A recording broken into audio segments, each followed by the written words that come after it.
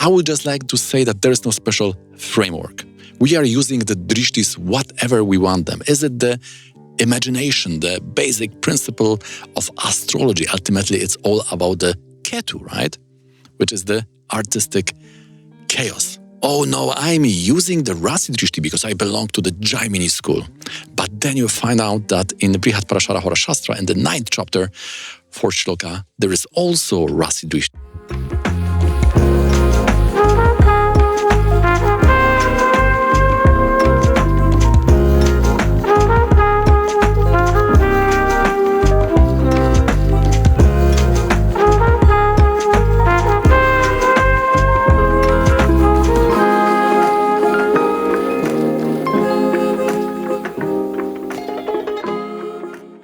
There is a difference between the Graha and Rasi Drishti when it comes to usage. And this is what we will learn in this video, and that will add to making you pro and distinguishing you from the amateurs. Because walking through life with a torch in hand is easier. There's something without which we cannot start to talk about drishtis. Everything we would say later would become dry because we couldn't apply it. It's like talking about the effects of coffee, and ultimately you want to do it, but you don't know how. But what do I have to do now? Learn something new? I thought that the theory about the lordship in the last videos was already enough about theory. But don't worry, it's quite easy to calculate those, and then you will master how the planets are forming the union, which means that they are working together and sometimes even creating some new substance, new energy, which translates to various events in your life. In the last video said we need to pay attention to the 7th house from any planet, as this will form the yoga. It's almost correct, except the Ketu. And to this we need to add the additional aspects for the outer planets and plus Rahu. And what are they? Mars, Saturn and Jupiter. And drishti means aspect, so the farther you are from Earth, you can see much more. And the drishti means the vision, the sight, and seeing means desiring it. So now we'll reveal these 2 houses for each of these outer planets, and one will have 3 such houses which it aspects. So from wherever this planet is sitting, these houses will be aspected by it. So the protection, 4th and 8th, this is Mars. Knowledge, 5th and 9th, that would be Jupiter. And then we have, again, Jupiter in houses 5th and 9th, but we are adding the 2. So Rahu has 4 aspects. Standard 7, 5 and 9th, which is related to the past. The curses are coming from the past. And second, in reverse, is 12. So it's you are through the desire which Rahu rules, you will reincarnate again. Similarly, Saturn is 3rd, which is desire, and 10th, which is karma. For these desires to fulfill them, you need to work hard. This is the Capricorn vibe of the Saturn. And Ketu, the karaka of liberation, no sight, no desire, just meditation and minimalism. He is in the mountain, in the ultimate detox, vipassana retreat. No more being involved in that samsara in the material world. Sign aspects. I thought that I will be now ready to read the chart. Again, some grouping. So for this, you need to know what is the cardinal, fixed, and the dual signs. But don't worry, it's easy. You need to just count every 4th sign. From Aries, this will be cardinal. From Taurus, it will be fixed. From Gemini, there will be dual.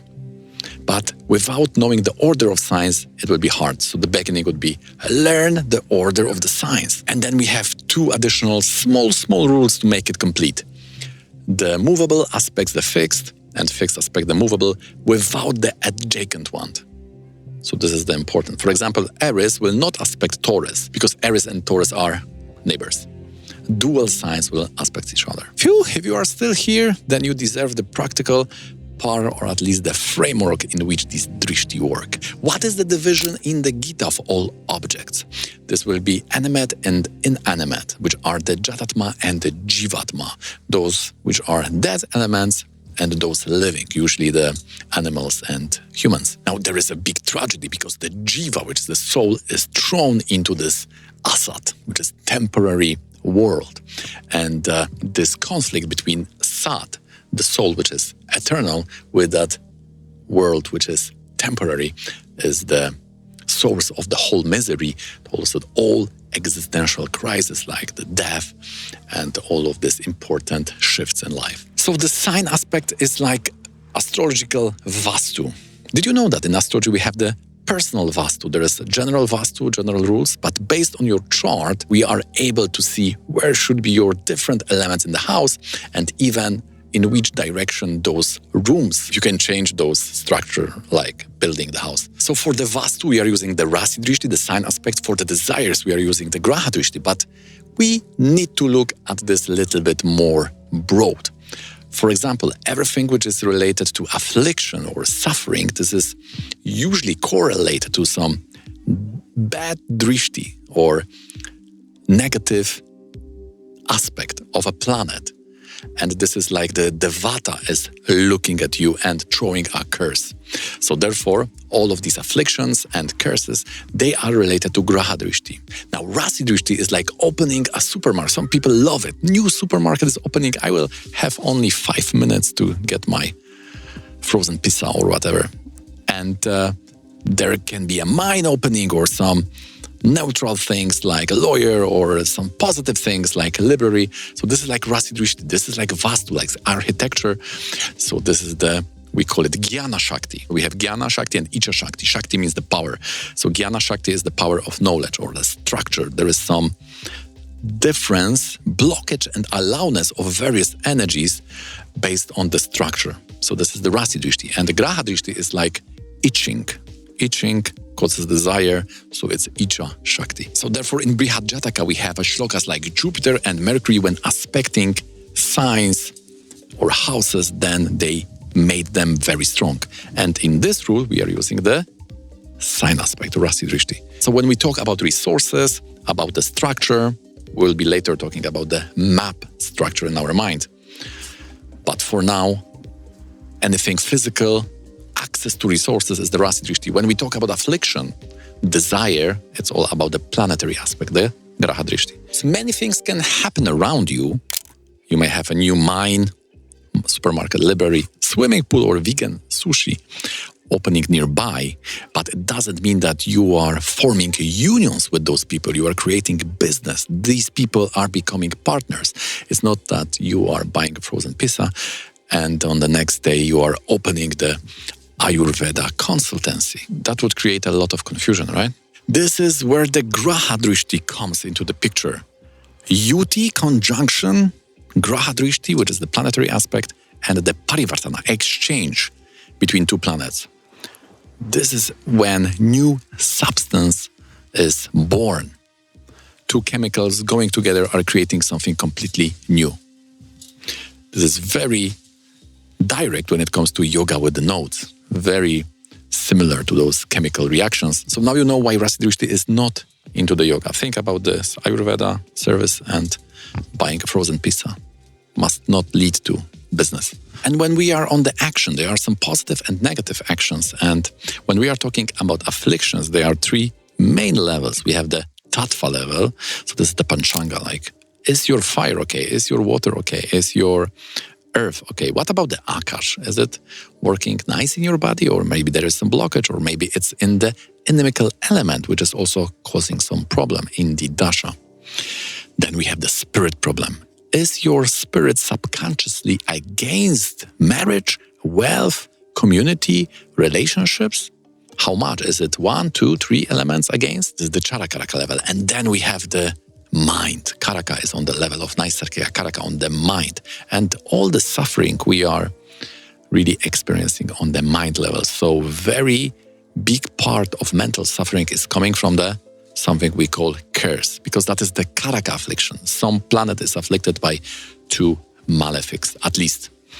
It could be Kartari, conjunction, aspect. So we see the desire is central part of the suffering. It's either your suffering because of the desire, we have those famous Vesha and Dvesha, desire and aversion, or it is desire of other people to steal your belongings or your people, like Sixth Lord can steal from you. This is also Graha Drishti principle. So therefore, not only in the Rashi chart, but also if we measure the affliction in the Navamsha or other Vargas, we will be using the Graha Drishti. And if we see to which wealth resources we have access to, then we'll be using the Rasi Drishti. So this distinction is very important, and Graha Drishti can also be related to this access to the resources, but it will work only in the dasha. Therefore, the Rasi Drishti for things like wealth, in the most important chart for that, Navamsha, 10th house, is very important. Now, if something is happening, it's likely due to some desires. Now, in the Gita, it's said that behind every action, there we have those desires. So this is very vital in looking at the dasha system. Of course, for the planetary dashas, the Graha dashas, like Vimshutri or any Udu dasha, the planetary aspect will be very vital, very important. For the Rashi dashas, the Rashi aspect will be very important. But we always need to remember that the yoga is forming the action. So whenever the planet is activated, we also need to take the consideration when it comes to yoga. And yoga is formed with the Graha Drishti. So both aspects are very important. We can say then that these will also show the desire and also the access to the blessing, because we may desire something. Like you may want to be tennis player, but you only have karma which make you to be reborn, luckily as a living being, but as a dog, for example. So then you will be reborn as a dog which is playing with a tennis ball all the time, because that desire is still there. So therefore, in the dashas, we are combining these two drishtis to get knowledge about where is the direction, what is the desire, where is your mind also pushing you, especially in the Vimshotri dasha. Also, what is the fortune, the Rasi Drishti, which also needs to be there to give you what you want. There is at least one more place where the Rasi Drishti is important, and this is the map, and you have the pawns. So there can be a blockage, and your pawn cannot go through it, like in the chess. And this can enable or disable the flow of energy through your life. So all of that architectural elements, which could be in the map in your mind, could also block the flow of the energy. And what is the map? It is the Arudha. It is unwritten contract, social contract between people. And also how you see yourself and others in your mind. Like two people being together, they may not have any ritual or anything which is binding these two people, but in their minds, they have this union, both people, and therefore this social contract is keeping them together.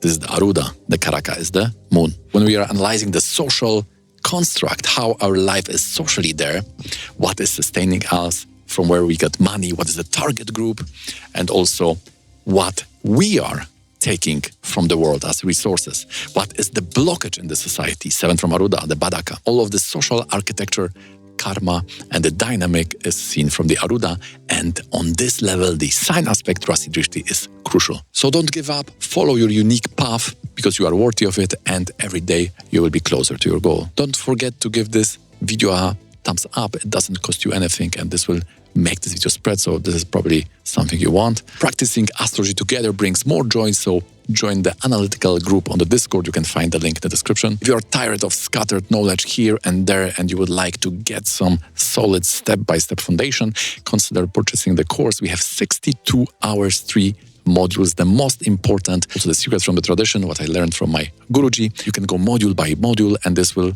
transform from the beginner level to the intermediate. Planets, signs, aspects, Arudhas, Vargas, timing, and remedy. So everything you need to have to make that big jump. If you're learning astrology for 12 years and you don't know the solid difference between the Venus, 7th house, 7th lord, Darakaraka, Upapada, Navamsha, all of these nuances between these points, then consider joining the course. And for any questions related to this topic in the course, you can always ask me on the Telegram. If you ever need the personal consultation, 60 or 90 minutes for health, relationship, career, life, karma, when we are analyzing your chart, Rashi, Naramsa, Dashamsa, timing, remedies, and tips, then hit me up with this email and we will schedule the reading for you. Thanks for being here on the channel. If you would like to learn more about the yoga itself, then please consider watching this one.